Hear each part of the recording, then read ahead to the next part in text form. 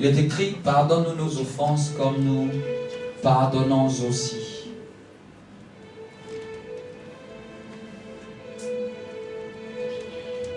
Pardonne-nous nos offenses comme nous pardonnons aussi.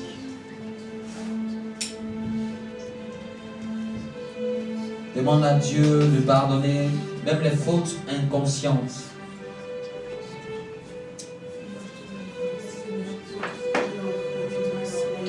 Les fautes par omission.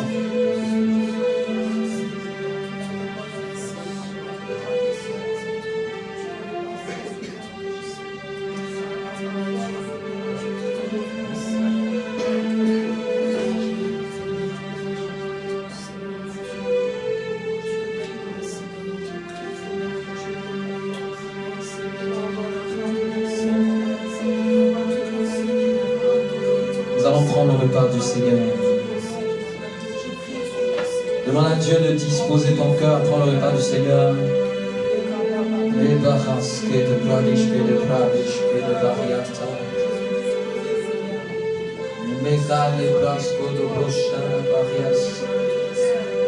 Demande sa miséricorde.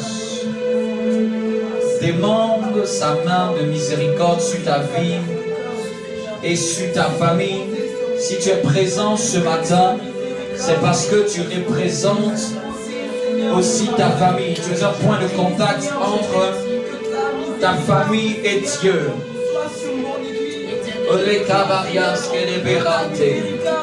Seigneur, dispose nos cœurs, Seigneur, ce matin. Dispose nos cœurs à te recevoir. Nous voulons manger à ta table. Nous voulons boire ce breuvage spirituel. Nous voulons, oh oui, manger à ta table, Seigneur. Seigneur, dispose nos cœurs, Seigneur de gloire, dans le nom de Jésus-Christ de Nazareth.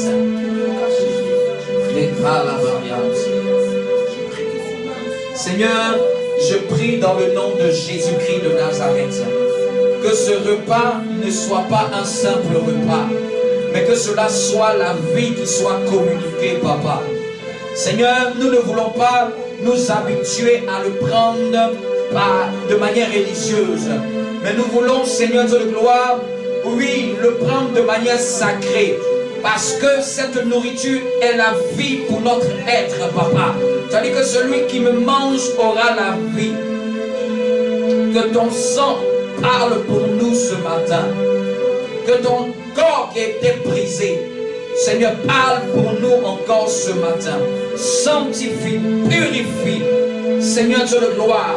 Ôte, Père, tout mal dans les corps. Ôte, Papa, toute forme de choses qui n'est pas de toi. Ôte la mort. Loin de nous, Seigneur. Seigneur, lorsque nous prenons ce repas, nous sommes en train de dire, quelqu'un a déjà été sacrifié dans notre maison. Et c'est Jésus-Christ qui a déjà été sacrifié. Il ne peut pas avoir un autre sacrifice. La mort ne peut plus réclamer, Seigneur, je le gloire, une personne dans nos vies. La mort ne peut plus régner, Papa. Par ce acte, nous sommes en train de dire, voici, oh oui, celui qui est mort à la croix, mort pour nous. Mort pour nous, c'est notre sacrifice. Oh Seigneur de la gloire, c'est notre sacrifice. Ce n'est pas un homme comme tout le monde, Papa. Par ce temps, nous sommes en train de dire, il y a déjà eu du sang qui a coulé dans notre vie. Et aucun esprit ne peut réclamer la mort dans notre vie. Par ce temps, nous sommes en train de dire, nous avons payé le prix d'une vie. Nous présentons une vie pour une vie. Nous présentons une vie. Là où une vie était réclamée ce matin. Je prie au nom de Jésus-Christ de Nazareth, par la vie sacrifiée de Jésus, que cette vie ne soit plus jamais réclamée. Là où une destinée était, oh oui, réclamée par les portes de l'enfer. Là où un jugement, une condamnation illégale devait se lever. Par le Dieu de justice, nous présentons les preuves. Nous présentons les preuves devant le monde des esprits, devant les cieux et devant la terre. Nous présentons les preuves que quelqu'un a déjà payé le prix dans meurtriers, nous présentons à Satan, aux démons, aux esprits cachés dans les familles. Nous présentons sur les portes de nos vies. Nous marquons le sang et nous pisons à la mort. Nous pisons aux réclamations sataniques. Pas dans notre maison, pas dans notre famille, pas dans notre corps, pas dans nos âmes, pas sur notre esprit. Tu passeras partout, mais jamais sur notre vie. Du sang déjà coulé dans la maison de Dieu. Un sang pur, un sang juste bien-aimé dans les mains. Les cabarias, les kebabababos. C'est un repas sacré dans les mains. C'est un repas sacré, un repas sacré. Si les gens mangent et sont envoûtés, nous pouvons manger et avoir la vie. Nous pouvons manger et avoir la sagesse. Nous pouvons manger et avoir l'intelligence. Nous pouvons manger et avoir la connaissance. Nous pouvons manger et avoir la révélation. Si les gens mangent et sont poisonnés, nous pouvons manger et avoir la guérison. Nous pouvons manger la nourriture céleste et avoir la guérison, le rétablissement de nos nerfs, le rétablissement de notre système immunitaire. Nous pouvons avoir le rétablissement dans nos os, dans nos moelles, à nos yeux, à nos têtes, à nos membres. Change-moi de mélodie, s'il te plaît. Les cabaria. Je décrète et je déclare que ce repas restaure les corps, restaure les nerfs, restaure les artères, restaure le système cardiaque, restaure les os, restaure la moelle, restaure le taux, oh oui Seigneur, de glycémie, restaure Seigneur la tension, restaure, oh oui Seigneur de la gloire, le taux de sucre, restaure même au niveau des yeux, au niveau de la tête, au niveau de notre sérologie, au niveau de notre sérologie. Là aujourd'hui le monde teste la sérologie pour déterminer si nous avons des anticorps. Je décrète paix éternelle de la gloire, une immunité divine, il y a plus d'anticorps face à tous les virus de ce monde. Il y a paix, oh oui, un ajout d'anticorps dans les sangs, oh oui, afin de ne pas subir, Seigneur de la gloire, de ne pas être immunodéprimé. Seigneur, il y a des gens qui se sont vaccinés, mais à cause de l'immunodéprimante, Seigneur de la gloire, sont morts. Je parle à tes gènes, je parle aux anticorps. Je parle aux anticorps. Que les anticorps commencent à doubler dans le corps de chacun d'entre nous. À doubler. Nous ne sommes pas des hommes normaux. Nous sommes des esprits dans des corps, des esprits de Dieu, dans des corps de chair. Nous sommes des fils de Dieu. Là, il y avait une faiblesse dans la chair. Que cette faiblesse soit tuée à la racine.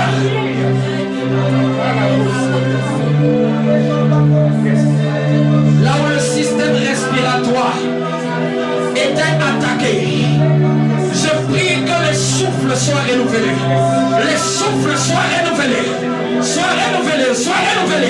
Bien-aimé, pendant que je prie, il y a une onction de miracle qui est présente maintenant. Je dis que les souffles soient renouvelés.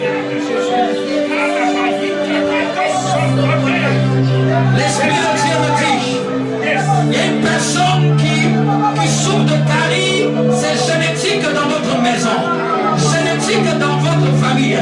Vous tous, vous savez que c'est quelque chose qui est normal. Mais l'Esprit de Dieu me dit, même tes dents, ils s'en soucient. Même tes dents, ils s'en soucient. Même cette carie. Oh, à la barrière.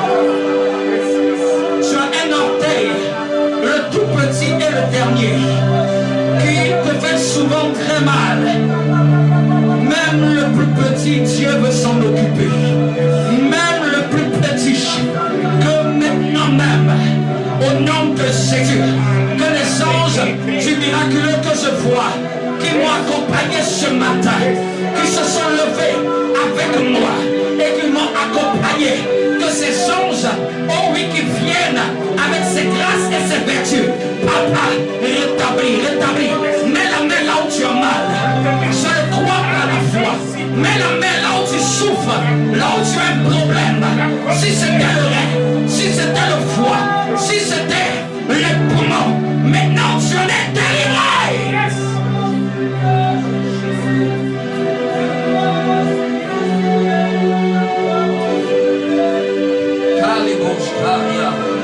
Yes, yes.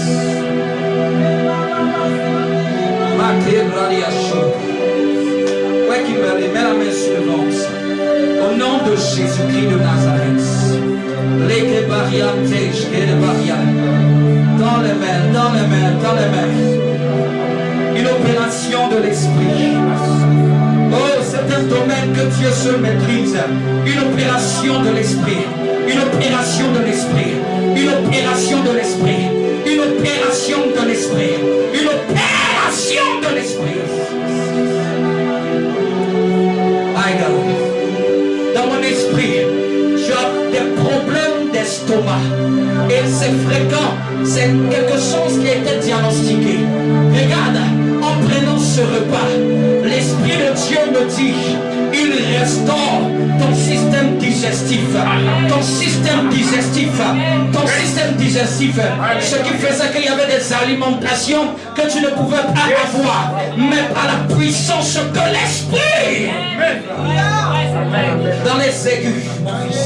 Les Kebarians, Golobos, Alabarians. Je vois cette image. Pendant que tu prends ce repas, oh Dieu, restaure les cellules de ton estomac. Là où il y avait eu des brûlures, là où il y avait eu des agressions aux parois de ton estomac, là où la médecine calmait, elle ne pouvait pas régler. Je viens dans le nom de Jésus et je restaure ce tube digestif. Je restaure, je restaure, je restaure, je restaure.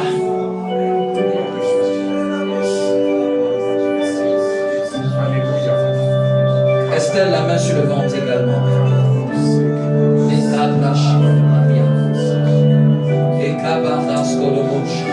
Dans les aigus, s'il te plaît. Dans les aigus, s'il te plaît. Les popos, les kababas.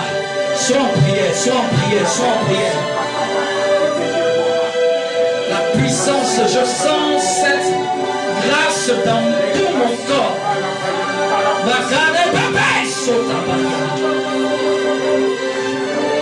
Quelqu'un en prenant ce repas va être libéré d'un envoûtement.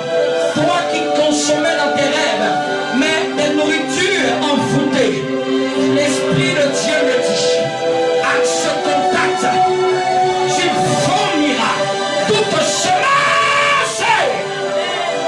Quitte l'organisme maintenant.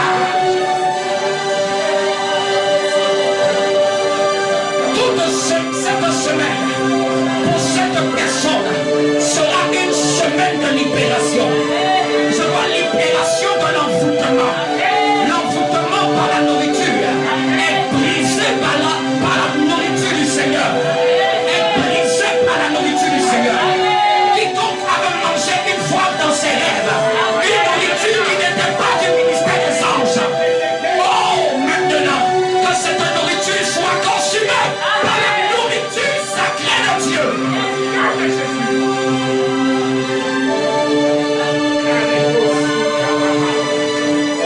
Est-ce que vous avez la foi? Est-ce que vous avez la foi? Est-ce que vous avez la foi? Parce que je vois quelque chose dans mon esprit. Voilà pourquoi Dieu me demande, est-ce que vous avez la foi? Je veux parler à des personnes qui ont un morphotype endomorphe.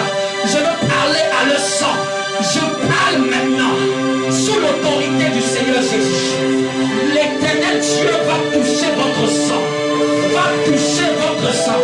À partir de ce jour, il va commencer à avoir un changement dans l'état de votre sang. Et au nom de Jésus-Christ de Nazareth, là où tu croyais que ton corps et ton métabolisme arrivaient à ne pas libérer la graisse, mais à l'accumuler, même juste à cause d'un petit repas, ton corps accumule de grande graisse. Je parle au sang. Je parle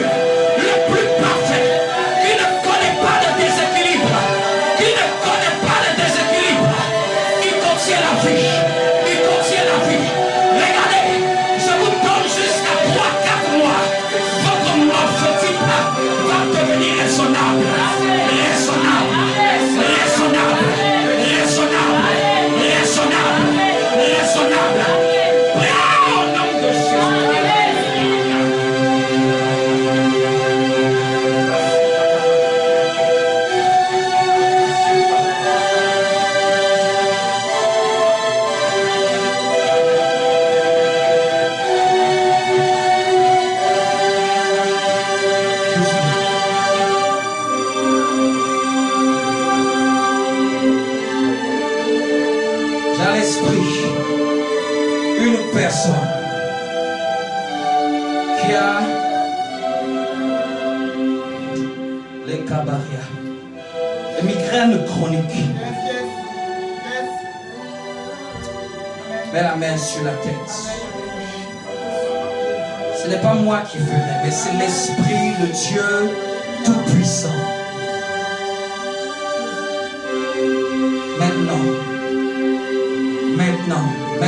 Maintenant, ces migraines chroniques s'arrêtent. Qu'elles prenaient source depuis les yeux ou depuis tous les nerfs de la tête. Je décrète et je déclare, sous l'onction de l'Esprit de Dieu, ces migraines s'arrêtent. Ces migraines s'arrêtent. Je parle même à toutes les personnes qui ressentaient même des douleurs dans les nerfs optiques. Je dis, ces douleurs s'arrêtent. S'arrête au nom de Jésus. Cette migraine part. Part. Tu ne seras plus abonné à des antidouleurs. Tu ne seras plus abonné à des antidouleurs. L'Esprit de Dieu me demande, est-ce que vous avez la foi? Il me dit que quelconque douleur qui est sur votre corps, il peut l'enlever. Il peut l'enlever. Il y a quelqu'un qui sent souvent des légères douleurs à un genou. Je le sais. Mais je vois quelqu'un se plaindre souvent d'un genou. Mais l'Esprit de Dieu me dit, même ce genou-là, il le voit. Ce genou dans lequel tu sens souvent des douleurs. Tu sens qu'il y a, oh oui, cette douleur. Il me dit, même cette douleur au genou, il veut en prendre soin.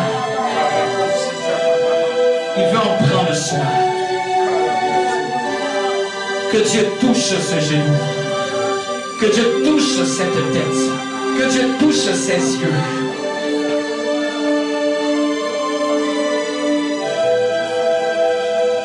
Que Dieu touche ta respiration. Qu'elle ne soit plus étouffée. Qu'elle ne soit plus saccadée. Au nom suprême de Jésus. Prenons le repas du Seigneur. Mais cette fois-ci, prends-le en croyant que quelque chose de divin entre en toi. Entre en toi. Crois-le.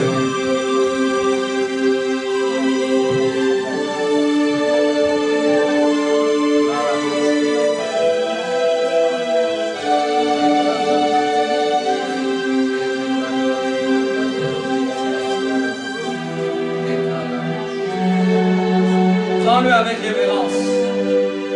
Quand tu le prends, crois, crois. Mon Dieu me dit crois. Ne réfléchis pas. Crois. Même si ça semble te surprendre.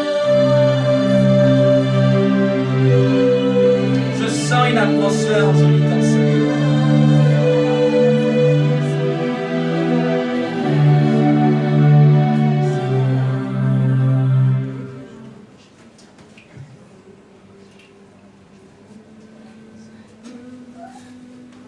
Est-ce qu'on peut chanter ce cantique juste après avoir pris ce repas?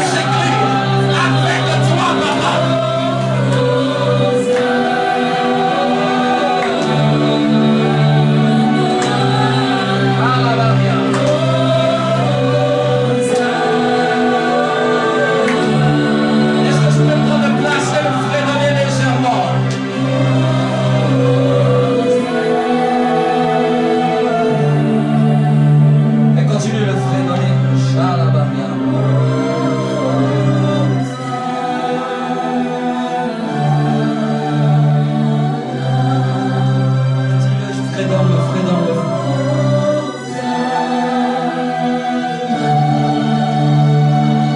Oh, qu'il est beau de t'adorer, Jésus. Quelle joie de nous approcher de toi. Réalise, réalise, réalise. Adorer, c'est prendre conscience plus de Dieu. C'est le temps où nous prenons plus conscience de la divinité. Nous prenons plus conscience que nous ne sommes rien et que lui est Dieu. C'est le moment où nous prenons plus conscience d'une dimension de Dieu. Car la plus grande qualité d'un adorateur est bien au-delà de chanter, est bien au-delà d'une phrase. Mais c'est à chaque fois qu'il prononce une parole, il prend plus conscience d'une valeur de Dieu. À chaque fois que tu dis Hosanna, peut-être c'est un seul mot, mais dans l'adoration, chaque mot, même répété continuellement, nous emmène à réaliser la grandeur de Dieu. À chaque fois que je dis Hosanna, je veux prendre conscience qui est Dieu présent, qui est Dieu puissant. C'est le moment où nos yeux s'ouvrent, c'est le moment où nous nous humilions et Dieu peut se révéler à nous. C'est le moment où notre âme n'est pas distraite par les choses futiles. C'est le moment où nous voulons t'honorer. L'Église veut t'honorer. L'Église veut t'honorer. L'Église veut apprendre à t'honorer. Veut apprendre à t'adorer. Oh, bien-aimé, bien-aimé, bien-aimé. Apprends à adorer ton Dieu. Apprends à adorer ton Seigneur. Apprends à adorer le roi des rois. C'est ce que nous vivrons durant les noces de l'agneau. Je suis sûr que les anges chantent cette chanson. Je suis sûr que les anges répètent souvent oh, devant celui dont ne peut voir le visage. Celui qui habite une lumière inaccessible. Celui dont ne peut contempler la face. Mais ils disent Hosanna. Ils disent Hosanna. Ils disent sois le bienvenu. Sois manifesté. Sois glorifié. Sois élevé. Toi seul. Non pas le nom des noms. Non pas notre nom. C'est le moment où nous étons notre couronne. C'est le moment où nous étons nos succès. Notre petite gloire. Pour glorifier le grand Dieu.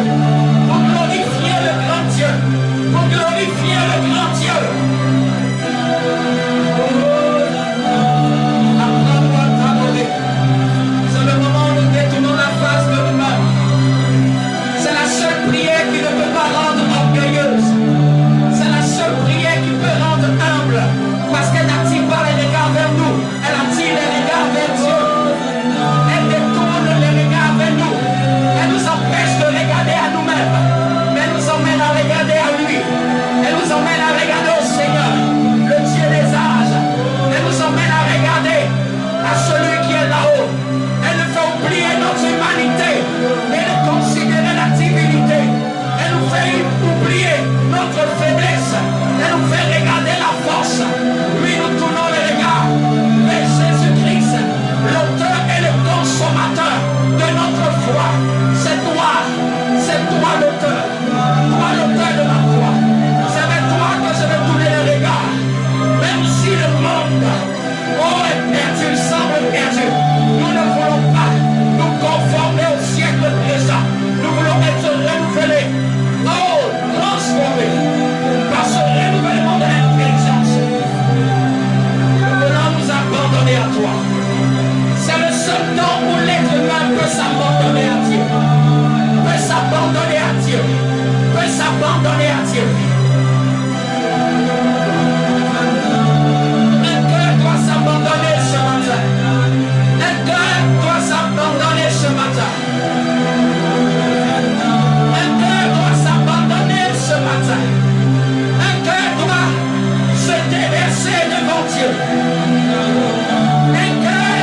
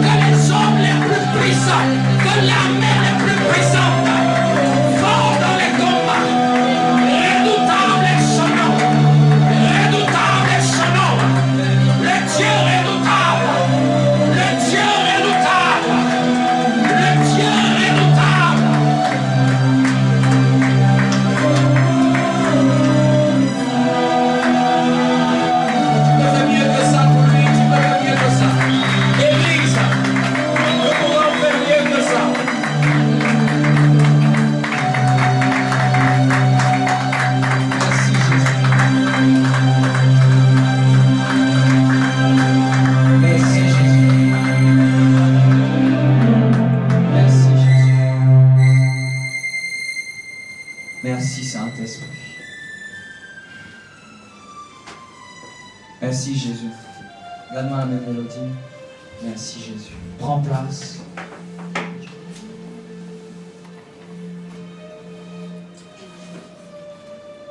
Je dis la même mélodie. Prends place et prends ta Bible.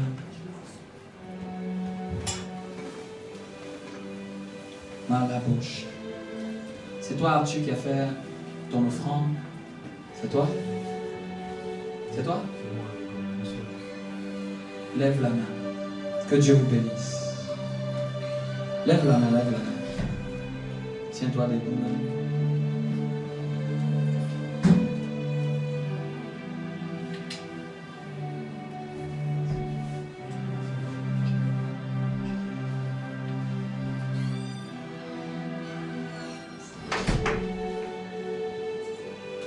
Pourquoi l'as-tu fait?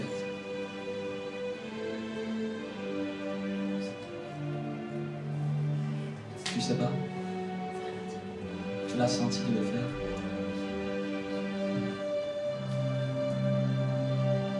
Que cette offrande parle pour ta destinée.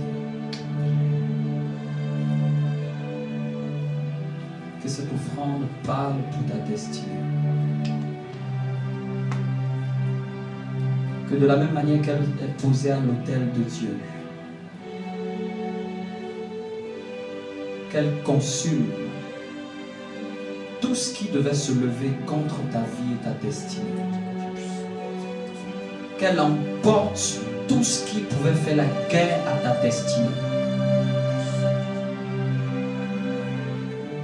Dans mon esprit, tu ne l'as pas fait par hasard, c'était poussé par Dieu. Pendant que j'étais en train de prier, et quelque chose que vous héritez dans votre famille, en l'ayant fait maintenant, dans mon esprit, je sens cette chose être déconnectée de toi. Amen. Et c'est ce que Dieu met dans mon cœur. Vous savez, lorsque souvent nous apportons nos offrandes, souvent c'est une part de quelque chose qui doit être consumé que Dieu réclame. C'est le grand mystère spirituel. Est-ce que vous me comprenez?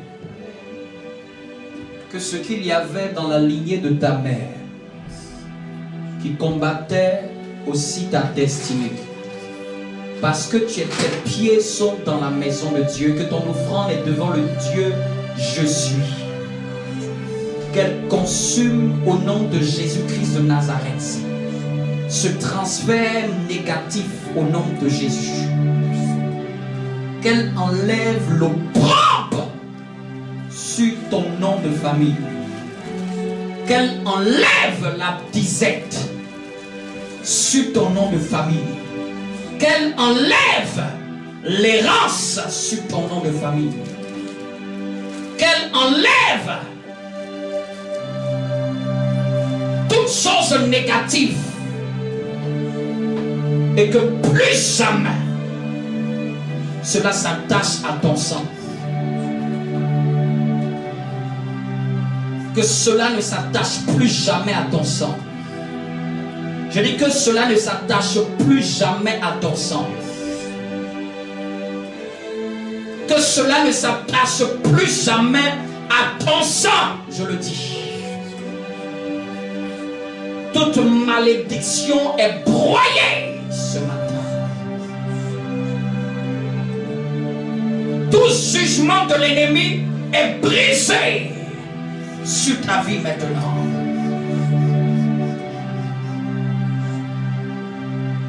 Tout décret maléfique est brisé maintenant.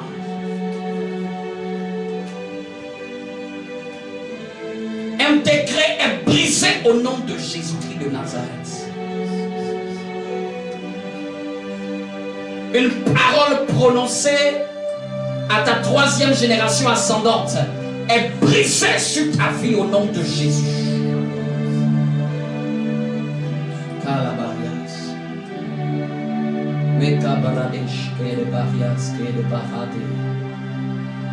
Tu veux l'Esprit de Dieu est sur lui, comme je le sens sur moi. Lekebara Souteveria. Regarde, l'histoire de ta destinée est en train d'être modifiée. Je vois comme une horloge. Et le doigt de Dieu est en train de bouger les aiguilles pour aller dans le sens de la volonté parfaite. Plein de choses sont restées en suspens dans ta famille. Plein de choses sont restées camouflées, tuées, détruites. Même, je crois que lorsque même ta mère est venue en France, elle était venue dans le but de quitter une vie qu'elle ne voulait pas en Afrique. Elle voulait fuir une vie. Mais même étant arrivée ici, parce qu'en réalité ce n'est pas le changement d'une nation qui change une vie. C'est un Dieu qui change une vie.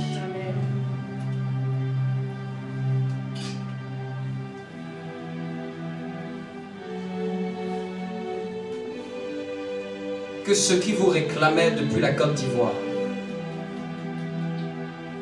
s'arrête à partir de ta génération. Je dis s'arrête à partir de ta génération. S'arrête à partir de ta génération. Que là où la prospérité n'y était pas, que la prospérité entre dans ta famille.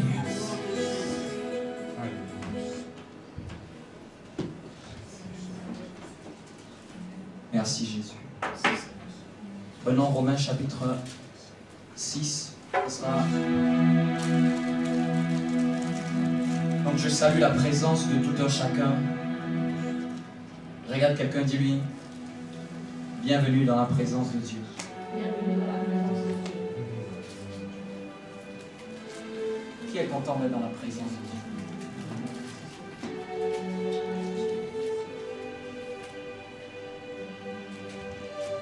Qui est content d'être dans la présence de Dieu?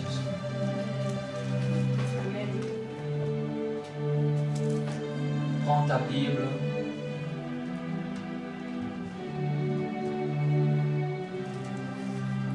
Amen. N'hésitez pas à venir avec votre Bible en papier quand vous venez à l'église. Habituez-vous à le faire.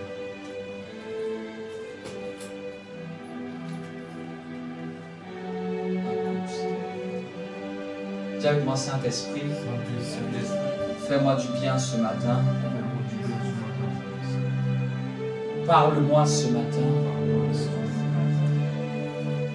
Enseigne-moi ce matin. Éduque-moi ce matin.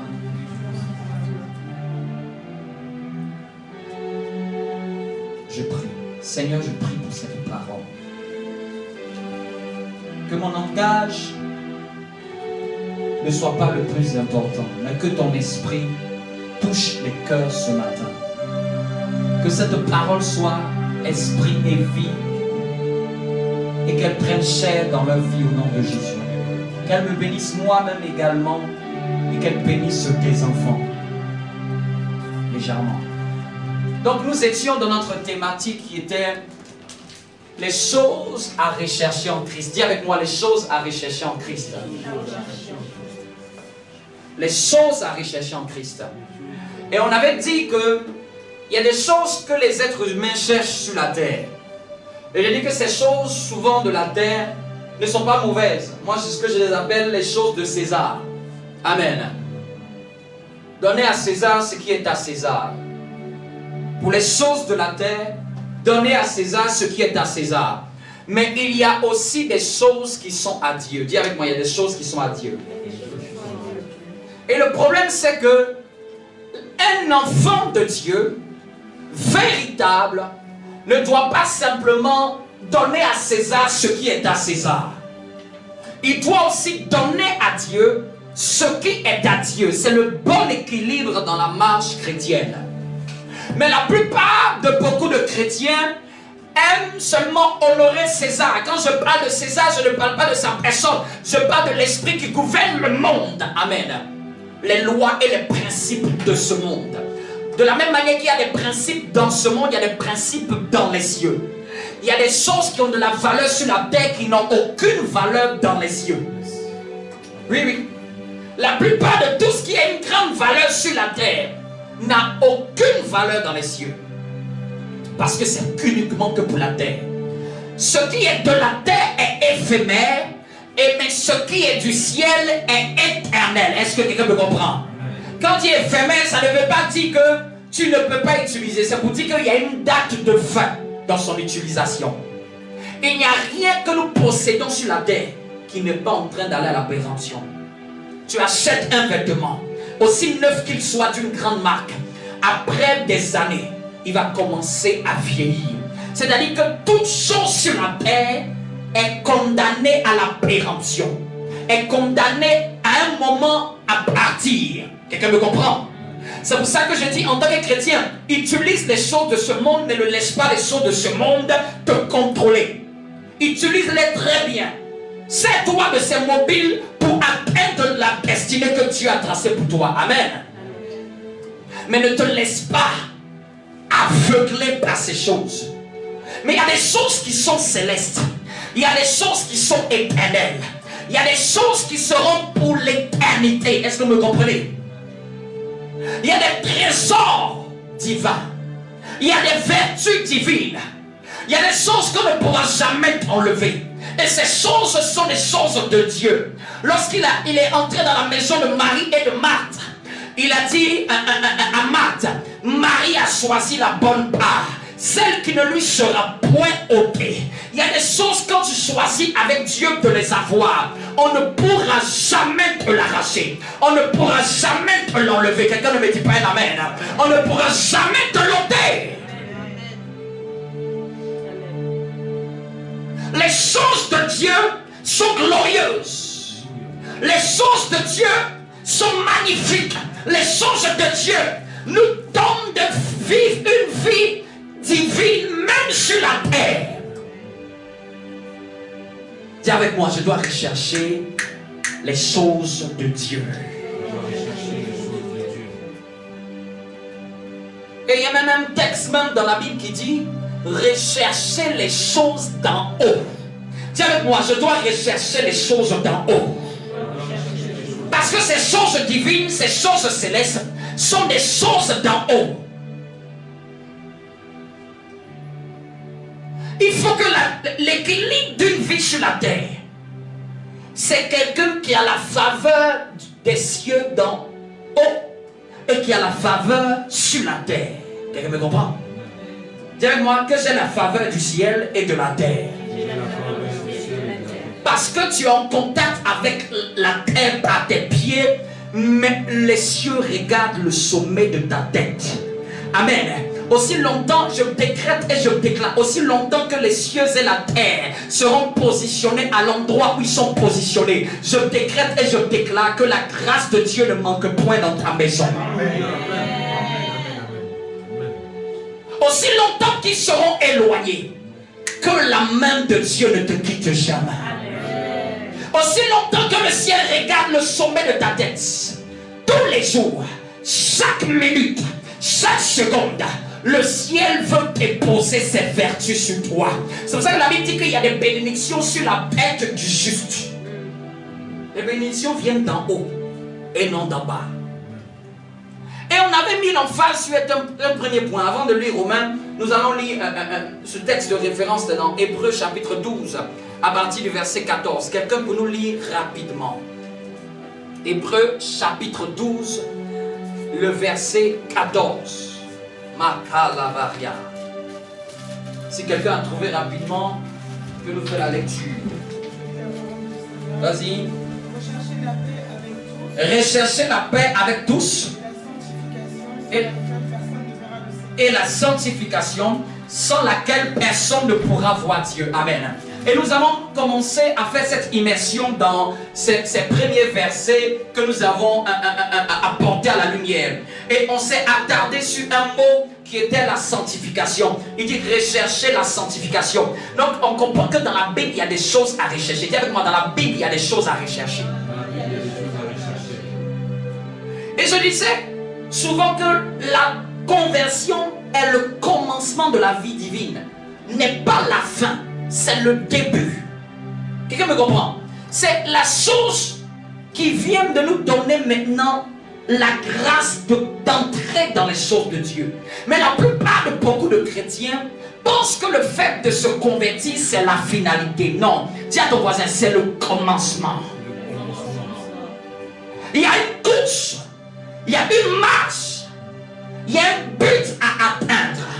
Je dois aller jusqu'à m'asseoir sur le trône divin. Je dois régner dans cette vie. Je dois jouir de tous les privilèges divins qui sont les miens. Je dois aller les saisir.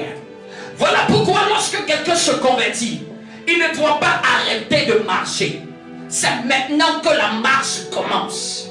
Il ne doit pas mettre une pause à sa vie. Il ne doit pas croire qu'il est arrivé à bon port, bien qu'il est dans la maison de Dieu, mais il y a plusieurs pièces d'excellence dans la maison de Dieu. Il y a plusieurs pièces de grâce. C'est un royaume, mais la position dans laquelle tu te trouves dans le royaume détermine la manifestation divine que tu hérites. C'est le royaume de notre Père. Mais là où tu désires t'arrêter, tu désires de t'arrêter dans la grâce. Là où il n'y a plus de vase vide, l'huile s'arrête de couler. Quelqu'un me comprend? Là où il n'y avait plus de vase vide, l'huile, la grâce, l'huile qui typifie la grâce, l'abondance, le privilège divin, la bénédiction, elle s'arrête de couler. Là où il n'y a plus d'attente, là où il n'y a plus de soif, là où il n'y a plus de désir, là où il n'y a plus d'espérance, l'huile s'arrête de couler. Plusieurs chrétiens sont ceux qui ont présenté le vase à Dieu, mais se sont vite satisfaits. Satisfaits du peu qu'ils avaient. Dis avec moi, l'huile doit continuer à couler jusqu'à ce que ça déborde. Les Anglais disent overflow. Amen. Dis avec moi overflow. David dit que tu pointules ma tête et ma coupe déborde. C'est ça le privilège d'un enfant de Dieu. Dieu doit te bénir jusqu'à ce qu'il y ait la surabondance. En réalité, l'abondance c'est trop peu en Christ. En Christ, c'est la surabondance. Tiens avec moi la surabondance. C'est ça. Ce qui a abondé, c'est le péché. Mais ce qui a surabondé, c'est la grâce. Quelqu'un me comprend? Amen. Ce qui a abondé, ce qui est venu en grande quantité, c'est le péché. Mais la grâce a dépassé l'abondance. Elle a fait au-delà de ce qu'il y avait de trop. La grâce déborde, est censée déborder, n'est pas censée remplir, elle est censée déborder. Tu peux remplir un verre, mais il ne déborde pas. Mais la grâce, elle non seulement nous remplit, mais elle déborde pour remplir d'autres vases. Quelqu'un me comprend? Elle remplit pour impacter ta famille. Elle déborde pour impacter tous ceux qui sont autour de toi. C'est ça le véritable privilège de la grâce. Voilà pourquoi nous devons rechercher ces choses. Et nous avons dit que la sanctification était un état que nous devons rechercher.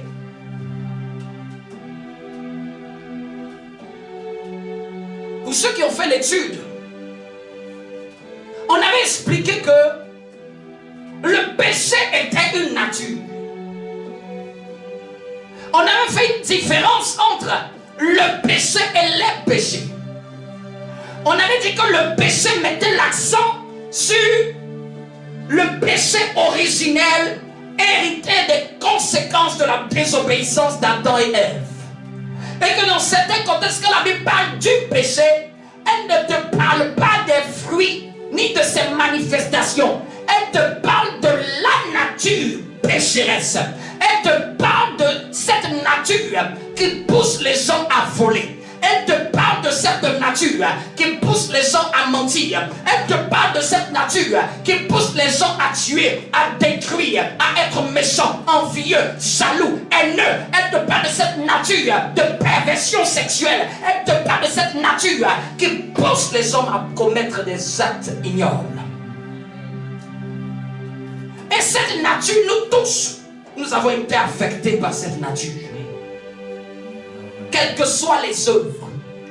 Mais à nature, nous étions pareils. Celui qui en commettait beaucoup de péchés ou celui qui n'en commettait pas beaucoup était considéré pécheur au même titre que celui-même qui n'en commettait pas beaucoup. Parce que ce qui distinguait les hommes devant Dieu, ce n'était pas les conséquences de ce qui sortait de l'homme, c'était la nature qui était identifiée à leur âme. Et souvent j'aime bien prendre cet exemple. Prenez un porc, habillez-le, mettez des perles sur lui, donnez-lui des chaussures, lavez-le proprement.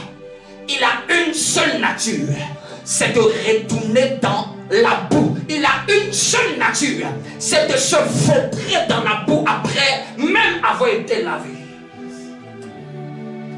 Et c'est ça la nature d'un pécheur. Et aujourd'hui l'église a couronné des porcs, a éduqué des porcs.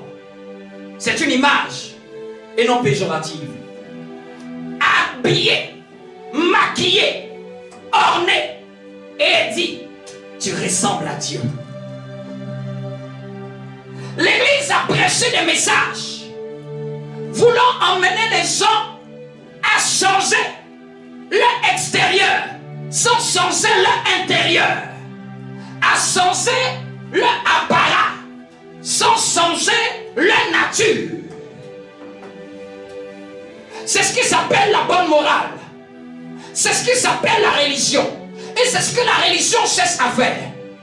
Ne fais pas ceci, ne fais pas cela. Ça c'est bon, ça c'est pas bon. Ça c'est ceci, ça c'est cela. Ça c'est la religion.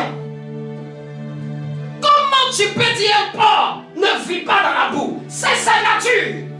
Donne-lui tous les messages. Même s'il paraît propre une heure, il va te laisser, il va retourner dans la boue. C'est ce qui a scandalisé plusieurs. Ils ont vu des chrétiens être dans leur église, rester avec eux, prier avec eux, jeûner avec eux, mais se plaire à se vautrer dans le péché sans aucun remords. Et ils se disaient: mais il était à l'église, mais c'était lui qui conduisait la prière. Qui t'a dit qu'il a été naturalisé? Qui t'a dit qu'il a changé de nature? C'est pour ça que le plus grand miracle de Dieu, c'est le changement de nature. Dis avec moi: le changement de nature. C'est ça qu'elle appelait la nouvelle naissance. C'est le plus grand miracle divin. On ne peut pas imposer les mains pour faire cela. C'est quelque chose que Dieu fait par sa puissance. Je vous le dis, c'est le plus grand miracle. Prends quelqu'un, donne-lui toutes les exhortations, toutes les prédications. Si son cœur n'est pas disposé à recevoir Jésus-Christ, il n'aura pas de transformation. Tu peux même chasser même le démon d'une personne et il n'a pas changé de nature. La Bible même nous le prouve. La maison est balayée, ornée, mais elle est quoi? Vide à l'intérieur.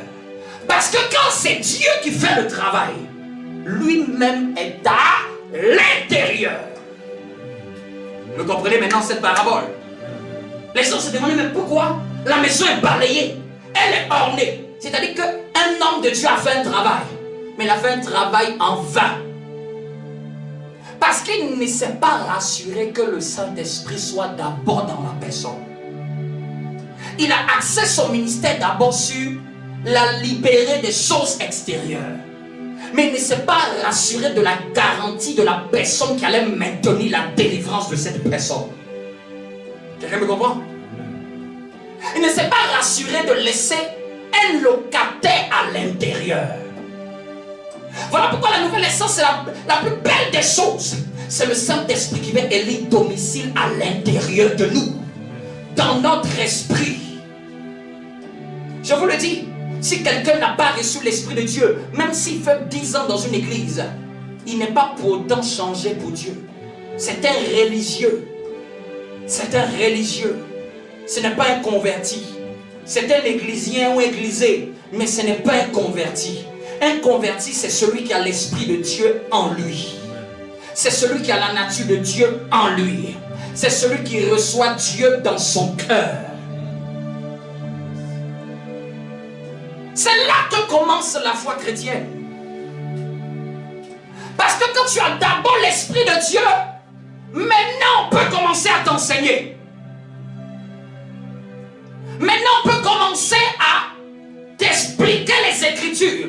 Parce que l'Esprit de Dieu qui est en toi va se servir de l'enseignement que tu as reçu pour opérer un travail à l'intérieur de toi.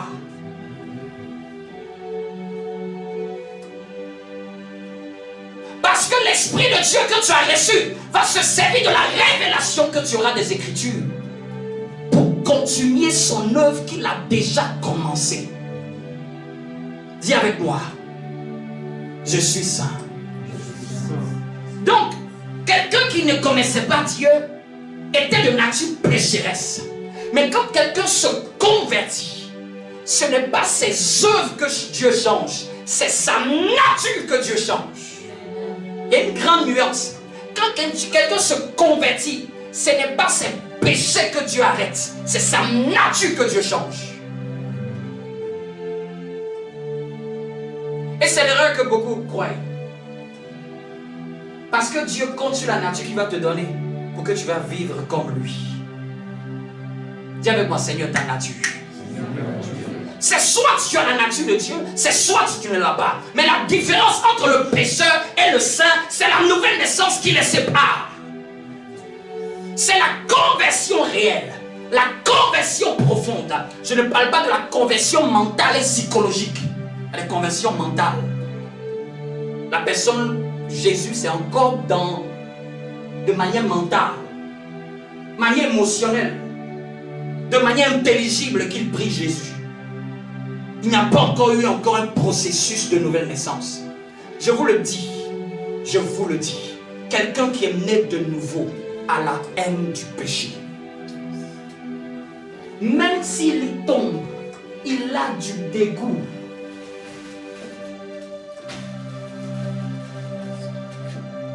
Il ne peut pas se plaire.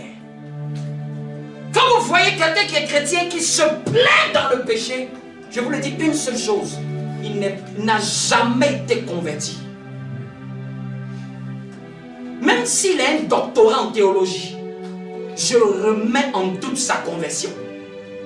C'est comme si tu me dis un poisson ne peut pas nager dans l'eau et se plaît à l'extérieur. Est-ce que c'est possible ça? La nature d'un poisson, c'est de nager. C'est de se mouvoir dans l'eau. Et puis tu me dis un poisson se trouve hors de l'eau et il se plaît. Un chrétien né de nouveau, réellement converti, si tu le mets à l'extérieur de la présence de Dieu, il commence à suffoquer. Il commence à avoir des palpitations spirituelles. Qu'est-ce que je fais dans cet endroit? Je vais commencer à mourir. Il va même chercher des prédications parce qu'il sent la mort spirituelle arriver. Et il n'a pas envie de mourir. Il va même chercher une église. Il va même chercher quelqu'un. Vous n'avez jamais vu ces genre de personnes-là? Même que souvent, elles vivent n'importe comment. Mais quand elles sentent la mort spirituelle arriver, elles appellent en détresse, dans les larmes. Prie pour moi. Quelqu'un me comprend un peu? C'est ça la différence. Est-ce que vous comprenez? Le but de Dieu, c'est de te donner la nature qui va te faire vivre dans la sainteté. Le but de Dieu, c'est de te donner l'élément qui va te permettre de manifester la sainteté. Le but de Dieu, ce n'est pas de te donner des bonnes mœurs. Le but de Dieu, ce n'est pas de te donner des bonnes habitudes. Même les païens ont des bonnes habitudes. Mais le but de Dieu, c'est de garantir ta destinée par la nature qu'il te donne. Le but de Dieu, c'est d'opérer surnaturellement. ce changement d'identité pour être sûr que tu vas réussir en Christ. Le but de Dieu, c'est de faire quitter au bord et de l'emmener au poisson. Changer la nature. Dis-moi, changement de nature.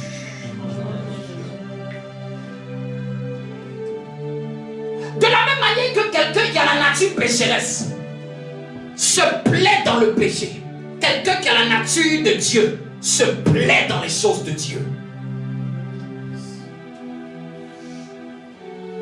C'est très biblique. Je vous le dis que c'est la plus grande chose que beaucoup d'églises n'ont jamais compris. Tu peux être en train de prêcher à quelqu'un. Réponds-toi, change de vie, fais ceci. S'il n'est pas converti, ton message ne fera rien du tout.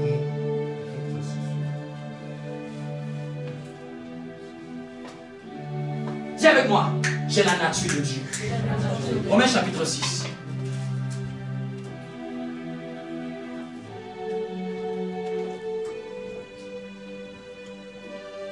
Romains chapitre 6.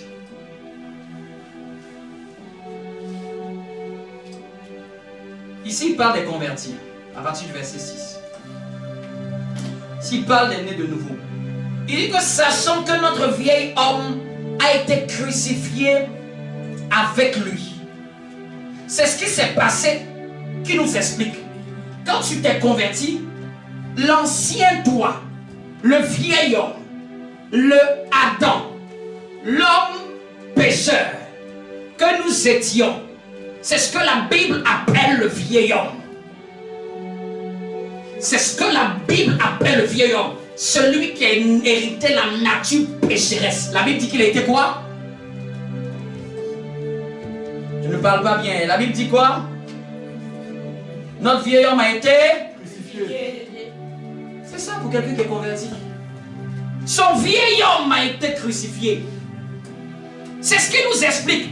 Celui qui avait hérité de la nature pécheresse, la nature d'Adam, la Bible nous dit son état. Il a été crucifié parce que tu as donné ta vie à Christ. Voici ce qu'il est devenu.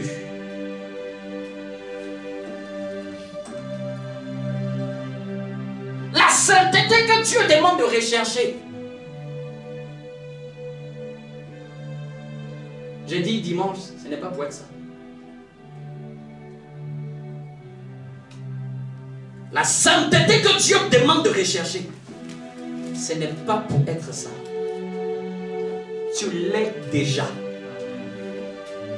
La sainteté que Dieu demande de rechercher, c'est ce qui s'appelle les fruits de la sainteté. Quelqu'un me comprend un peu? De la même manière qu'on a le péché comme nature et les fruits du péché, de la même manière, il y a aussi la sainteté de nature et les fruits de la sainteté. Et c'est la Bible même qui le dit. À partir du verset 19. Alors même le verset 22. 22. Est-ce que tu y es? Est-ce que nous y sommes? Romains chapitre 6, le verset 22. Dis à ton voisin, écoute ce qu'il est en train de dire. Même maintenant, étant affranchi du péché, même maintenant, étant affranchi du péché, c'est-à-dire étant libéré du péché, libéré de la nature pécheresse. Toutes ces paroles-là, c'est pour un converti. Et la plupart des gens, quand ils voient étant affranchi du péché, ils pensent que c'est le vol, le mensonge, la fornication. Le péché, quand on dit affranchi ici, c'est pas ça. C'est la nature qui emmène les gens à tricher. C'est la nature qui emmène les gens à voler. C'est cette nature-là que Dieu t'a libéré de cela. Si je veux faire tomber les fruits d'un arbre, je détruis les racines de l'arbre, le fruit va pourrir. Vous voyez? Et c'est ce que Dieu fait. Il s'attaque à la racine. La racine qui est la base de tous ces fruits mauvais. Il ne s'attaque pas aux fruits, il s'attaque à la racine. Et quand il détruit la racine, il donne maintenant pouvoir à ce que tout le reste soit détruit. Si vous détruisez les racines d'un arbre, quels que soient les fruits de cet arbre, ils vont pourrir. Ils ne vont plus pouvoir sortir et mûrir, n'est-ce pas? Parce que la vie qui venait des racines jusqu'au tronc, jusqu'aux branches a été supprimée. Changement de mélodie. Quelqu'un me comprend un peu? Il dit maintenant, étant affranchi du péché et devenu esclave de Dieu. Dis avec moi, je suis devenu esclave de Dieu. Esclave, ça veut dire serviteur. Je me mets maintenant à la disponibilité de Dieu. Parce qu'avant, nous étions esclaves du péché. Mais maintenant, quand nous nous sommes convertis, la Bible dit que nous sommes devenus maintenant esclaves, serviteurs de Dieu. Nous nous sommes mis à la disponibilité, Elia. Nous sommes mis à la disponibilité de Dieu. Et il dit quoi après? Vous avez compris la sainteté. Suivez s'il vous plaît, soyez concentrés. Vous avez pour fruit la Vous avez pour fruit la... sainteté. Vous avez pour fruit la... Sainteté. Vous avez pour fruit la... Sainteté. Vous voyez, il utilise pour fruit la... Sainteté. Parce que, pourquoi on a pour fruit la sainteté? On est saint. Oui, parce qu'on est saint. En arrière de ce verset. Esclave de Dieu. Parce qu'on est esclave de Dieu. Parce que maintenant tu appartiens à Dieu, tu vas produire un fruit. Un pommier, on ne prie pas pour un pommier pour manifester les fruits de la pomme. Vous avez déjà vu quelqu'un qui plante une pomme et puis il est en train de prier. Seigneur, je prie au nom de Jésus. J'espère que ce n'est pas des fraises qui vont sortir. C'est une cacophonie, c'est une hérésie. Quand quelqu'un, un planteur, plante des pommiers, il ne doute même pas, il sait que c'est des pommes qui vont sortir. Quand Dieu plante la nature sainte en toi, par la nouvelle naissance, Dieu est assis sur le trône. Il dit c'est les fruits de la sainteté qui vont sortir. Quelqu'un peut comprendre? Et il n'y a pas d'autre alternative. Quand tu es esclave de Dieu, tu produis le fruit de la Sainteté. C'est pour ça que je dis que la sainteté que la Bible dit de rechercher là, c'est les fruits. Ce n'est pas la nature. La nature, tu l'as héritée en Christ. Et comme tu as déjà la graine en toi, il te dit maintenant, fais déployer les fruits à l'extérieur. Quelqu'un me comprend? Amen. Comme tu as déjà la semence en toi, manifeste la conséquence de cette semence. Laisse ce fruit sortir. À ce niveau, maintenant, ta révélation change. Je vous le dis, pour un né de nouveau, il est plus facile de manifester la sainteté que le péché. Oui, oui. Ça doit venir avec ta révélation. La révélation que tu as, la conscience de l'éternité, la conscience de qui tu es. Si tu ne sais pas que le vieil homme a été crucifié, tu vas te mettre à te bagarrer avec un être qui est déjà crucifié. Tu vas vouloir lutter avec quelque chose que tu as déjà traité le cas. C'est un manque de révélation. C'est un manque d'affermissement. Pour rechercher la sainteté, il faut être d'abord converti. Ce message n'est pas pour les païens. On ne demande pas à un païen de rechercher la sainteté. On demande à un païen, accepte Jésus. Accepte Jésus. Arrêtez de dire aux païens de rechercher la sanctification. Ce message n'est pas pour eux. Tu demandes à un cochon de s'habiller et d'aller avec ses habits dans la boue après.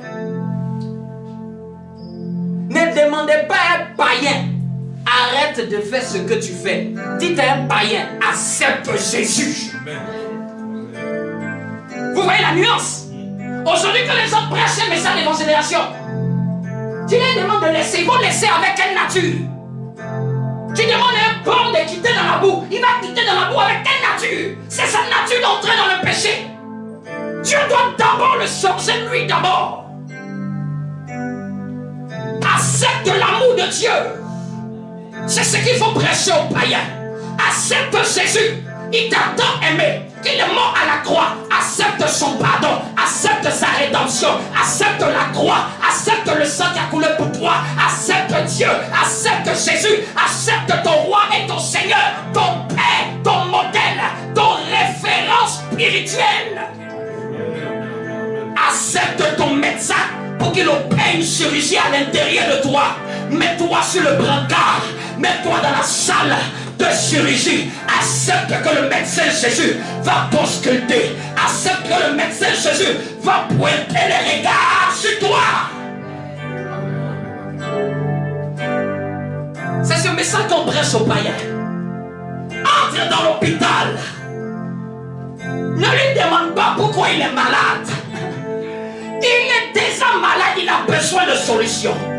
Ne l'enterre pas parce qu'il a des symptômes d'une maladie. Présente-lui l'hôpital. Je dis présente-lui l'hôpital. Le médecin Jésus va se charger de le guérir. Explique-lui ce que Jésus a accompli à la croix. Parle-lui de l'amour de Dieu. Présente-lui le grand amour d'un Dieu si grand qui s'est sacrifié pour lui, qu'il a aimé avant même ses fautes. Regardez, vous avez vu les gens changer de vie et puis c'est là que Dieu s'est crucifié. Dieu n'a jamais attendu un changement de vie pour se crucifier. Dans le message d'attendre que les gens changent de vie pour venir au Seigneur, c'est faux. Il doit venir au Seigneur, le Seigneur va le faire changer de vie. Viens tel que tu es et il va faire de toi ce qu'il veut que tu sois. C'est ça la pub du McDonald's. Venez tel que vous êtes. Oui. Venez tel que vous êtes. Venez à lui. Mais par sa présence, il va vous changer. Par son amour, il va vous transformer. Par son œuvre, il va opérer un changement. Bien aimé, c'est pas par la force, hein, cette histoire. C'est par l'Esprit du Seigneur. Quelqu'un m'a compris? Tiens avec moi, je dois porter les fruits de la sainteté. Parce que je suis déjà saint ou sainte. C'est ce que j'ai dit dimanche. Tu ne cherches pas les fruits de la sainteté pour prouver à Dieu. Non, non, non, non, non. Tu n'as rien à prouver à Dieu. Tu n'as que simplement à vivre le résultat de ce que tu es déjà. C'est normal pour un chat de miauler. C'est normal pour un chien d'aboyer. C'est normal pour un éléphant de bariller. C'est normal pour un enfant de Dieu de manifester les fruits de la sainteté. Est-ce qu'on prie pour demander est-ce que le coq va chanter?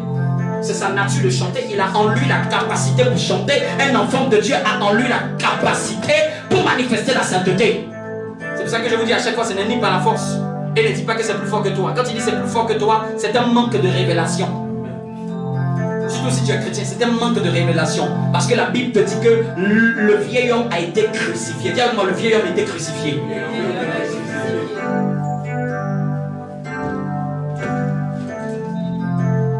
Amen. C'est parce que je suis saint que maintenant je dois manifester cette sainteté. C'est parce qu'un lion est déjà un lion que sa mère peut lui dire rugis face au buffle. Elle ne peut pas dire ça à un gnou. Elle ne peut pas dire ça à un autre animal. La lionne ne peut pas venir voir le chat pour dire rugis. Le chat dit quoi? Crazy, c'est pas ma nature. Moi je sais que miauler. Vous voyez un peu? C'est pour ça qu'aujourd'hui là, on voit les païens, on les bastonne. Aboie. Aboie. Il dit que moi je suis un chat. Je ne sais que miauler. Change ma nature d'abord. Et tu vas me demander le cri qui est rattaché à ma nature. Emmène-moi quelque part où on va me transformer. Et maintenant tu pourras attendre de moi que je manifeste le fruit de ce que je suis. C'est pour ça que ce message c'est pour les chrétiens, c'est pas pour les païens. C'est aux chrétiens qu'on demande de rechercher la sanctification, c'est pas aux païens. Et maintenant quand la lionne elle est là, elle voit le lion, elle veut la prendre à chasser. Vas-y, rugis. Et là, elle dit c'est pas grave encore. Je vais t'entraîner. Je vais t'entraîner. Encore un autre coup. Essaye une fois. Ça n'arrive pas à sortir. Mais elle ne doute pas de sa nature. Elle sait que c'est une question de taille. Qu'il reste à côté de moi. Qu'il me voie. C'est dans ses gènes. Ça ne s'apprend pas. Il doit juste laisser la croissance s'opérer. La semence grandir. La semence se manifester. Et puis un jour il rugit jusqu'à ce qu'il paralyse des buffles par son rugissement. Tiens ton voisin. Toi qui titubais,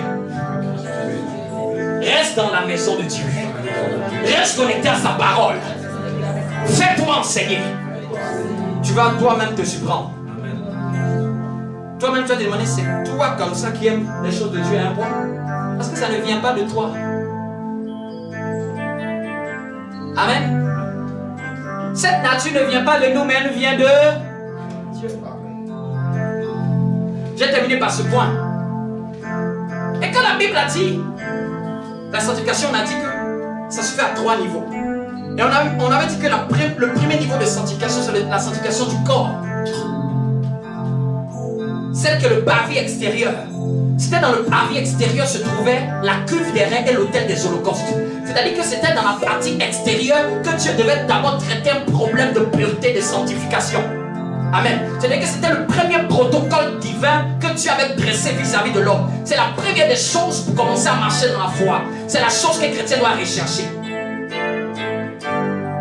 Légèrement. Et on a dit, un chrétien doit faire attention à manifester le fruit de la sainteté, même au travers de son corps. Ce qu'il voit, ce qu'il entend, ce qu'il dit de sa bouche. Et comment il gère sa sexualité. Dis avec moi, comment il gère sa sexualité. Parce que c'est aussi une chose qui, quand elle n'est pas gérée selon Dieu, elle commence à souiller l'être humain. Vous savez, c'est une question que j'ai beaucoup apportée au Seigneur. Parce que même l'être humain se demande, bien aimé, c'est Dieu qui a donné la sexualité. Ce n'est pas Satan. Mais quand Dieu donne la sexualité, c'est avec son protocole. C'est avec la méthode de Dieu. C'est-à-dire que le but, quand quelqu'un crée quelque chose, ce qu'il a créé, il a mis un mode opératoire. C'est-à-dire que le fabricant dit, c'est comme ça que ça doit s'utiliser. Vous voyez un peu? Si tu mets du fer dans le micro-ondes, attends-toi des étincelles ou une explosion. Parce que le fabricant a fabriqué de sorte qu'on peut mettre autre chose, mais pas du fer. Vous me comprenez? Et à chaque fois qu'il y a changement dans l'instruction du concepteur, il y a erreur et il y a destruction. Donc la pratique de la sexualité, c'est Dieu lui-même qui l'a initié. Mais il a initié selon ses standards. Mais maintenant le diable vient et veut emmener les êtres humains à exercer la sexualité hors des standards divins. Et c'est ça qui crée le problème. Parce que le problème, ce n'est même pas seulement la pratique du péché sexuel. Ce n'est même pas la pratique de la sexualité. C'est le fait de désobéir au protocole opératoire de Dieu par rapport à cette pratique. Vous me comprenez? Quelqu'un me comprend? La chose de Dieu en Éden, dites-moi, est-ce que c'était une question? Le fruit a quoi de mauvais? En quoi est-ce que manger un fruit est un péché? Mais ça devient un péché quand Dieu l'a interdit. C'est ça en fait. Dieu n'est pas attaché aux choses qui sont faites. Il est attaché à la parole qu'il a mis comme sous-bassement aux choses qu'il nous demande de faire. C'est ce qui plus dérange Dieu. Il dit à Saül, attends Samuel avant de faire le sacrifice. Saül attend Samuel. Samuel ne vient pas. Saül se transforme de roi et il devient prêtre. En un mot, un président qui veut faire le travail d'un homme de Dieu. Et il commence à faire le sacrifice. Oh, il n'a pas le manteau pour le faire. Samuel arrive et lui demande, qui t'a dit de faire le sacrifice? Qui t'a dit? C'est pas ton mandat. Qui t'a envoyé? Première erreur de Saül. Deuxième encore, Dieu lui dit, va et détruis tout ce peuple. Vous le tout pas interdit. Même les animaux, même tout ne laisse rien vivre. Saül part. Et puis il voit de grosses bêtes bien grasses. Et puis il dit, ça c'est bien, on va donner ça à Dieu en offrande. Vous voyez, ça paraît bonne, l'intention. Et Dieu lui dit, je t'ai dit de dévouer ça par interdit. Il faut détruire, il faut tuer. Il ne faut pas laisser quelque chose vivre. Mais il est venu avec le gros bétail et puis il dit, on va faire un grand sacrifice pour Dieu. C'est une action bonne, mais c'est une action que Dieu n'a pas recommandée. Non, le problème dans le péché, ce n'est pas la pratique de la chose, c'est quelle est la parole, le mode opératoire qui est rattaché à cette chose que Dieu a dite.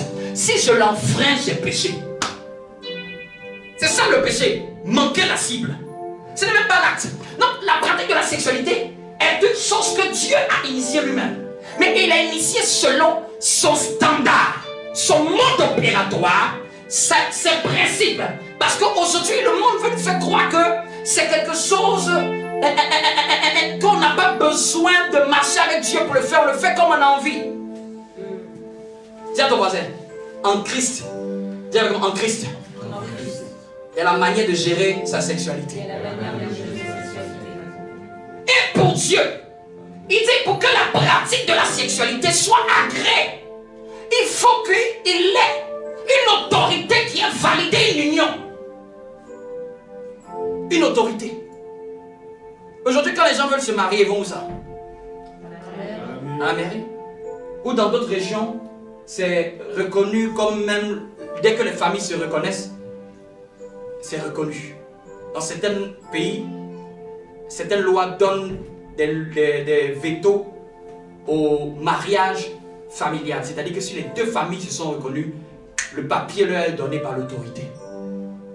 Dès qu'il y a une autorité qui valide, Dieu dit maintenant cette pratique de cette sexualité est légale selon mon standard. Vous me comprenez un peu? Maintenant, lorsque c'est fait sans cela, ce qui va se passer, je vais me lier d'âme et d'esprit et de corps avec une personne. Vous voyez un peu, ça j'explique le mystère spirituel. Et quand tu te lies de corps et d'âme et d'esprit avec une personne, tu dois la marier. Amen. Parce qu'en fait, tu as tissé un lien avec la personne, donc tu dois la marier. Et quand ça arrivait en Israël, l'homme qui avait fait cela devait marier la fille. Vous me comprenez un peu? Quand tu faisais ça, tu devais marier la fille pour réparer. Parce que vous êtes déjà mariés en esprit. Mais il faut en même temps finir le processus. Mais imagine, quelqu'un se lie à une dame avec une personne. Ils sont encore avec une deuxième personne, avec une quatrième, avec une cinquième. Spirituellement parlant, l'âme de cette personne est polluée. Et quelle que soit la vie de toutes ces personnes, le diable peut passer par ces personnes pour t'atteindre. C'est-à-dire que l'histoire est finie. C'est pour ça qu'à un certain moment, quand on commence à faire la cure d'âme, on commence à prier pour couper tous les liens d'âme avec les personnes qu'on a connues sur le plan sexuel hors le mariage. Parce que Satan peut vouloir te faire du mal. La personne se trouve même au Japon. Satan passe par son âme et va chez toi. Ça devient comme un pont de ta vie. Un itinéraire. Au fait, tu ouvres une brèche spirituelle. Les démons peuvent transiter entre toi et lui. Ça devient comme un carrefour à plusieurs ouvertures. Plusieurs voitures peuvent y entrer. C'est-à-dire que aussi, quel que soit là où tu vas, c'est comme s'il y a des trous dans ta muraille spirituelle. Il y a des brèches et des brèches partout. Et ça, il faut réparer. Ça se répare en Christ. Ce n'est qu'en Christ seul ça se répare. Parce que Dieu est miséricordieux. Amen. Et après, les gens se retrouvent avec des changements d'état d'âme. Parce qu'à un moment, c'est l'âme de la personne là qui influence sur son âme. Se retrouve avec une destinée confuse. Des rêves confus. Ça, c'est quand l'Esprit de Dieu essaie de... C'est que il faut que je demande à l'Esprit Seigneur. Parce que notre génération veut seulement tout comprendre pourquoi. Donc ça fait que même quand ton désir peut être énorme, et quand tu penses à la conséquence, tu dis pardon. Je n'ai pas envie de mourir jeune. Amen. Il y a des malédictions qui se transfèrent par ça. C'est pas que seulement les maladies sexuelles. Ça c'est sur le plan physique. Mais sur le plan spirituel, tu prends sur la maladie spirituelle de la personne. Amen. Tu prends la poisse de la personne. Tu prends les fardeaux sataniques. Tu les connectes à ta vie. Le problème, c'est que dans le péché, il y a ce qu'on appelle le péché et il y a l'iniquité. Le péché, c'est ce que la personne pratique. L'iniquité, c'est le compteur pour un jugement. L'iniquité, c'est l'extrémité de la perversion. Donc la personne peut dire qu'il a péché une fois. Il voit que rien ne s'est passé. Mais quelque chose s'est passé. Même si tu n'as pas vu, quelque chose a été compté. Dis avec moi, Seigneur, donne-moi de gérer ma sexualité. Seigneur, donne-moi de gérer ma sexualité. C'est pour ça que la Bible dit que lorsque quelqu'un brûle, qu'il se marie. C'est biblique. Dis à ton voisin, si tu brûles, cherche ta femme rapidement. Cherche ton mari rapidement. Je préfère quelqu'un qui dit, Seigneur, je veux mon mari. Et que quelqu'un, au lieu de chercher, et quelqu'un il pense que je préfère cette prière-là, elle est sincère, que de vouloir aller dans le libertinage. Quel moment?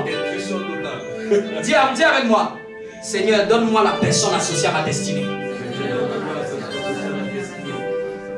C'est biblique. Amen. Tu sens que tu ne peux plus rester seul, commence à demander à Dieu, je veux la deuxième personne de ma destinée. Il faut. Quelqu'un me comprend un peu? Dis avec moi, même la sainteté au niveau de ma sexualité.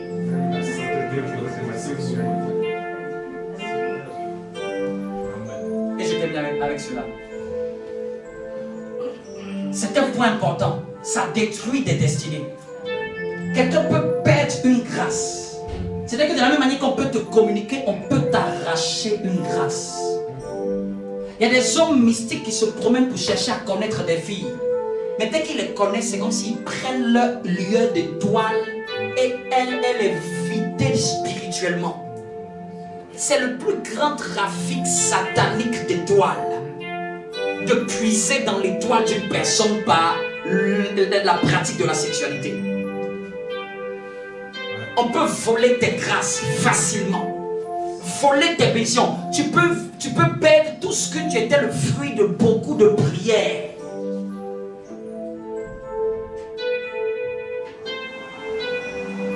Et ça peut même influencer tes futurs enfants.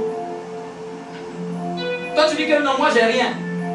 Mais méfie-toi que tu es rien. C'est que c'est tombé sur ton enfant.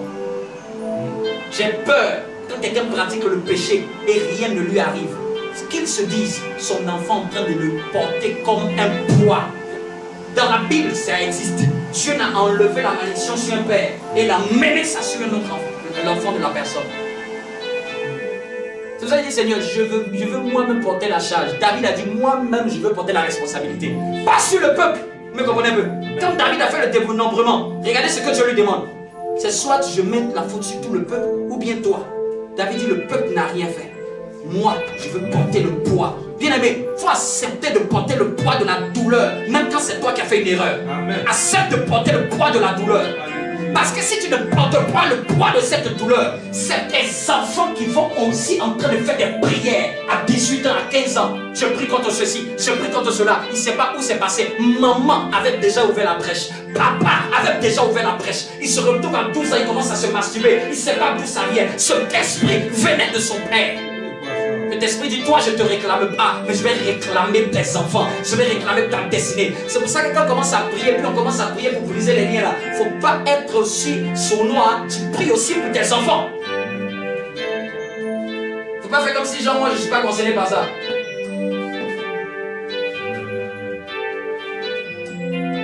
Quelqu'un me comprend? La pratique du sexe est de Dieu, mais selon les principes de Dieu. Amen. Gardez à l'esprit, la pratique du sexe est de Dieu. Mais je dois le faire avec la méthode que Dieu agrée. Quelqu'un me comprend un peu? C'est pour ça que tous ceux qui veulent se marier, qui sont prêts à s'engager là, dites-moi qu'on puisse vous accompagner. Amen. On puisse vous aider. La vie chrétienne, on a besoin de quelqu'un pour nous aider. On a besoin de quelqu'un pour nous aider, pour nous accompagner, à pouvoir garder le cap, à pouvoir conseiller. Même quand on se marie après, il y a encore d'autres challenges. Et si on n'a pas souvent des aînés qui peuvent nous conseiller, qu'est-ce que nous ferons face à des difficultés? Et même quand quelqu'un a un problème, qui n'hésite pas à en parler. Notre but n'est pas de juger les gens. Notre but, c'est de faire sortir les gens de cette circonstance. Donc je parle à vous tous les jeunes. Quand quelqu'un, rencontre un problème où il sent qu'il ne peut plus s'en défaire, tu luttes avec peut-être quelque chose et que tu vois que tu as lutté pendant des mois, tu n'y arrives pas, c'est que ta délivrance est dans la confession à un ami. Il faut que juste avoir de l'humilité pour être libéré. Parce que le diable souvent veut nous faire croire que tout peut se régler par nous-mêmes. Si tu as essayé par toi-même et que ça n'a pas marché, je suis prêt à te donner ma main d'association pour t'aider à aller de l'avant. Est-ce que quelqu'un me comprend un peu? Je suis prêt à aider n'importe quel jeune à aller de l'avant. Quelle que soit la pire saleté dans laquelle il est tombé, je suis prêt à tendre ma main et à le faire sortir. Nous ne sommes pas de ceux qui tuons nos blessés et qui enterrons ceux qui tombent. Nous sommes de ceux qui relevons et qui bâtissons des destinées. Amen. Quelqu'un me comprend un peu? Notre travail c'est d'éclairer, notre travail c'est d'emmener dans la lumière, notre travail c'est de faire briller des destinées, notre travail c'est d'apporter la restauration. Même si tu présumes que ta vie passée a créé beaucoup de désastres, nous pouvons te conduire dans des prières pour que Dieu te restaure. Vous me comprenez un peu? Acclame Dieu pour sa parole.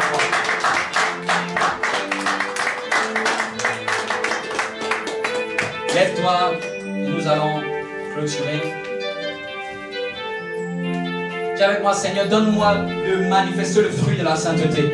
Seigneur, donne-moi de manifester le fruit de la sainteté. Dans tout mon être. Dans mon âme.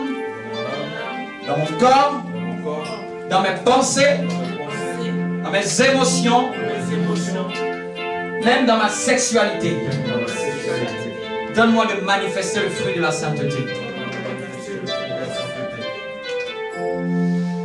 Et chaque fois qu'il y a désobéissance, quelle que soit l'œuvre, je vais vous donner un exemple. Dieu peut dire à un homme de Dieu, n'impose pas les mains sur la tête de la personne pour prier. Si la personne désobéit, le diable peut attaquer cette personne. Le diable peut faire très mal à cet homme de Dieu. C'est pour ça que je dis que le problème, ce n'est pas l'action que la personne pose. C'est l'instruction rattachée à l'action qui détermine que Satan puisse nous attaquer. Il y a des attaques que les gens ont, c'est juste parce qu'ils ont désobéi à Dieu. Quelqu'un me comprend? C'est quand on désobéit à Dieu qu'on s'expose aux œuvres du diable. On se met à découvert. Dis avec moi, je ne veux pas me mettre à découvert devant Satan. Je veux être caché en Christ et en Dieu. C'est ce que la Bible dit. Nous devons être cachés, nous ne devons pas être à découvert. Satan ne doit pas avoir accès à toi facilement. Accès à toi, à ta destinée, à ta santé. Quand il accède trop facilement, c'est qu'il y a une brèche, il y a une porte. Et la porte peut être diverse. Ça peut être ta manière de penser. Ça peut être ta manière de parler. Ça peut être ton caractère. Ça peut être ton comportement. Comme ça peut être aussi la partie de la sexualité qui n'est pas gérée selon Dieu. Ça peut être ce que tu regardes, ce que tu entends, ce que tu vois le plus souvent. Mais ça vient toujours de quelque part. Quand souvent nous demandons même, pourquoi on doit prier beaucoup pour les histoires de nos familles? C'est parce que nos familles ont trop péché. Et du coup, quand on prie, là, on est en train de restaurer. Vous comprenez un peu? Les chrétiens pensent que tout est acquis dans les cieux. Mais il faut appliquer maintenant les principes pour vivre les fruits de ce qui est acquis. Mais vous comprenez? La délivrance est acquise. Mais tu dois vivre les fruits de la délivrance. La sainteté est acquise. Mais tu dois vivre les fruits de la sainteté. La richesse est acquise. Tu dois vivre les fruits de la richesse. Vous comprenez? Et c'est ce que les gens méprennent. Et ils disent non, on n'a pas besoin de faire certaines prières. C'est faux. Si ça n'a pas besoin de faire certaines prières, pourquoi la Bible me demande de chercher la sainteté alors? Je pose la question. Puisque je suis déjà saint, pourquoi la Bible me demande encore de chercher? C'est que c'est pas biblique. Si je suis délivré, pourquoi alors on me dit alors de faire les prières? Donc va te déjà délivrer puisque la Bible te le dit. Vous comprenez un peu? Quand quelqu'un ne comprend pas les Écritures, il va mal les interpréter. Ne confondez pas la position et l'expérience. Ne confondez pas ton droit et vive ton droit. Et appliquez ton droit. Et c'est valable pour tout. Donne-moi souvent demande, mais pourquoi on prie pour demander le sang de Jésus, il est mort à la croix? Ne prie plus alors. Puisqu'il a déjà dit que je connais tout ce qui est dans votre cœur. Ne prie plus, ne demande plus, puisque tout est déjà exaucé. On va devenir aussi des chômeurs, on ne va plus venir à l'église, puisque l'Esprit de Dieu habite en nous aussi. C'est même l'erreur de certains. Dieu habite avec moi, on n'a pas besoin de venir à l'église. C'est une utopie de mal comprendre la Bible. Tu es sauvé, mais elle dit travaille à votre salut. C'est quoi ça? Pourquoi tu dis je suis sauvé, puis elle me dit en même temps travaille à ton salut? Elle te parle, tu es sauvé là. Elle te parle ta position en Christ dans les lieux célestes. Quand il travaille à ton salut, c'est-à-dire que d'emmener maintenant cette nature-là se manifester sur la terre.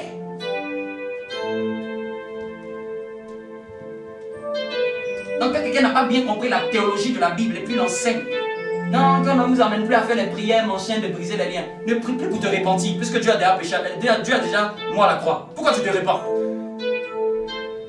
Voilà, vous comprenez un peu? Pourquoi tu te repens alors? Il est mort à la croix pour toi, pourquoi tu te repens? Ne confesse plus tes péchés comme un frère que je connais. Dieu n'a plus besoin de confesser les péchés. Tu pêches, ne confesse plus. Vous voyez un peu? Quand quelqu'un prêche et il n'a pas compris avec hauteur la profondeur théologique de la Bible, il peut égarer une génération. Et les mêmes souvent qui ont dit non, ne priez pas pour prier pour briser les liens. À un moment, dans 6 mois, une année plus tard, tu es en train de faire prière de brise. Tu fais prière de brise là pourquoi? J'ai vu des pasteurs parler, non, c'est pas ceci, je les vois en train de faire programme briser les malédictions. Tu as dit qu'ils sont bénis. Pourquoi tu fais prière de brise? Tu leur dis, non, n'allez pas chez les gens pour aller faire prière de briser les liens. Et puis toi aussi, tu fais programme de briser les malédictions. Qui a changé ta théologie? Si c'est ça aussi, moi si j'ai dit qu'un chrétien, c'est pas biblique qu'il soit malade, puisque la Bible dit qu'il nous a passé à mettre dessus, nous avons été. Non, si tu es malade, c'est que tu n'es pas chrétien. Voilà, c'est biblique. Tu es malade, tu n'es pas converti, mon gars. La Bible dit, nous avons été guéris. Donc, je vais voir un malade, et tous les malades, allez-y, vous confessez vos péchés, vous n'êtes pas convertis. Vous comprenez maintenant? Donc, quand il dit nous avons été guéris, là, c'est en toi. Et tu peux avoir un bobo dans le corps. Mais tu dois maintenant rechercher à ce que ça se déploie. Ne diffère pas ce qui est en toi et ce qui n'est pas déployé. Mets la main droite sur la tête. Dieu le Seigneur, renouvelle mon intelligence. Garde-moi dans ta sainteté. Donne-moi d'être pur. En pensée, en parole, en action. Donne-moi d'être pur. D'être reconnu partout par la pureté que j'ai, que tu m'as donnée. La première des choses que je veux que tu fasses, c'est de me donner de marcher dans la pureté de manière extrême, que même en pensée, je refuse de pécher en pensée, je refuse de convoiter en pensée, je refuse de jalouser. Si une mauvaise pensée monte dans mon cœur, je la chasse loin de moi. Je la refuse loin de moi. Mon corps est le temple du Saint-Esprit. Je recherche la sainteté. Tous les jours de ma vie. Qu'on me reconnaisse par un bon témoignage. Au nom de Jésus. Amen. Bien-aimés, je vous le dis. Il faut être extrême dans ta sainteté. Il ne faut pas être léger, extrême. Une mauvaise pensée arrive dans ta tête là. Tu dis non, je refuse cette mauvaise pensée. Il ne faut pas la laisser mijoter. On va préparer ce qu'on a apporté pour le Seigneur pour clôturer.